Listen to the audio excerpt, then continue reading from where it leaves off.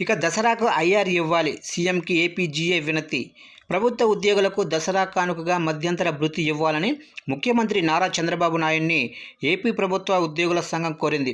ఆంధ్రప్రదేశ్ ప్రభుత్వ ఉద్యోగుల సంఘం రాష్ట్ర కార్యవర్గ సమావేశం శుక్రవారం విజయవాడలోని రాష్ట్ర కార్యాలయంలో రాష్ట్ర అధ్యక్షుడు కేఆర్ సూర్యనారాయణ అధ్యక్షతన జరిగింది. ఈ సందర్భంగా సూర్యనారాయణ మాట్లాడుతూ, గత ప్రభుత్వం 2023 జూలై 1వ తేదీ నాటికి 12వ పీఆర్సీ కమిషన్ను కంటి తుడుపు చర్యగా ఏర్పాటు చేసిందన్నారు.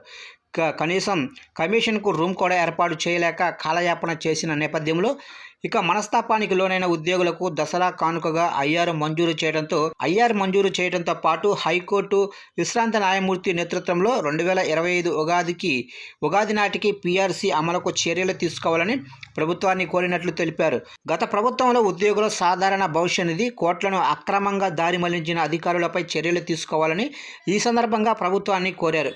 15 ప్రభుత్వ శాఖల్లో ఉద్యోగుల బదిలీలకు అనుమతిస్తూ ప్రభుత్వం ఉత్తర్వులు జారీ చేయడం పట్ల ముఖ్యమంత్రి చంద్రబాబు నాయుడికి ఈ సందర్భంగా సూర్యనారాయణ కృతజ్ఞతలు తెలిపారు. కాగా సమావేశంలో 26 జిల్లాల అధ్యక్ష కార్యదర్శులు రాష్ట్ర కార్యవర్గ సభ్యులతో చర్చించి ఉద్యోగులకు రావాల్సిన అన్ని రాయితీలను కొత్త ప్రభుత్వం సత్వరమే అమలు చేయాలని కోరుతూ తీర్మానం చేశారు. ఈ సమావేశంలో ఇన్ఛార్జి ప్రధాన కార్యదర్శి బి సుగుణ, రాష్ట్ర కార్యనిర్వహణ కార్యదర్శి జి నాగసాయి, రాష్ట్ర ఉపాధ్యక్షులు కె రాజ్కుమార్, ఎన్ లక్ష్మీపతి, సిహెచ్ వెంకటేశ్వరరెడ్డి, సిహెచ్ పాపారావులతో పాటు 26 జిల్లాల అధ్యక్ష కార్యదర్శులు, రాష్ట్ర కార్యవర్గ సభ్యులు పాల్గొన్నారు.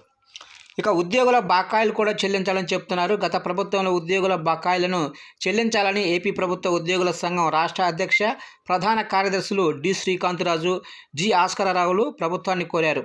తూర్పుగోదావరి జిల్లా రాజమండ్రి సంఘ కార్యాలయాన్ని వీరు సందర్శించారు.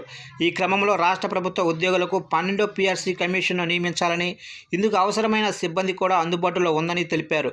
కమిషన్ ఏర్పాటుకు వ్యవధి ఉన్నందున రాష్ట్ర ప్రభుత్వం ఉద్యోగులకు ఐఆర్ ప్రకటించాలని ముఖ్యమంత్రి చంద్రబాబు నాయుడును వారు కోరారు.